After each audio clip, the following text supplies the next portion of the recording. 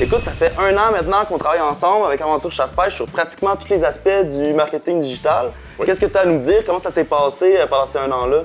Ben, je te dirais que le plus gros facteur wow qu'on a eu, nous autres, c'est on pourrait parler de chiffres, de reach, de rétention, de fidélité, etc. C'est toutes des choses qui vont super bien.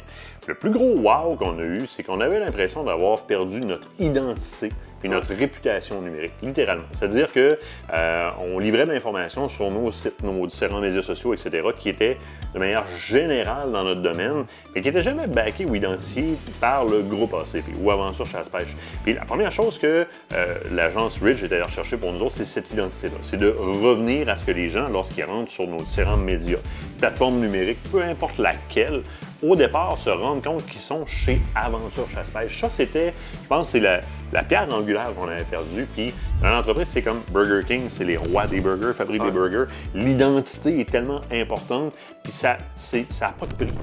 Perdre ça, ça n'a pas de prix, puis aller rechercher ça, ça n'a pas de prix. Avant n'importe quel autre rayonnement, parce que là, après ça, on a récupéré cette identité numérique-là, on est allé chercher une fidélisation. Tu sais. Moi, c'est l'expérience que j'ai à date avec vous autres. Génial, ben merci beaucoup. Puis au début, quand tu as commencé à travailler avec nous, avais-tu des inquiétudes? Y avait-tu des... Beaucoup. Bon, ben, parle-nous-en.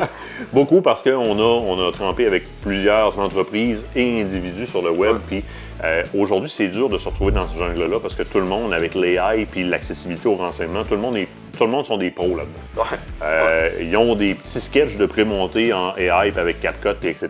Ils vont faire filmer des caméramans à rabais. Ils ramènent ça puis ils font en croire parce que l'entreprise avec qui ils font affaire avait jamais fait de contenu avant. Là, tout d'un coup, ils font du contenu. Donc, ils ont pour une première fois dans leur vie du reach. Puis là, c'est comme des méga pros, des méga incroyables.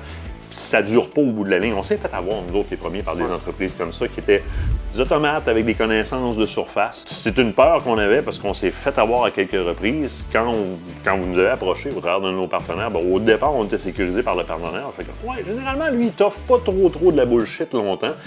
Finalement, on est tout au contraire. On est en développement en profondeur avec du vrai SEO, avec du vrai hooking, avec les...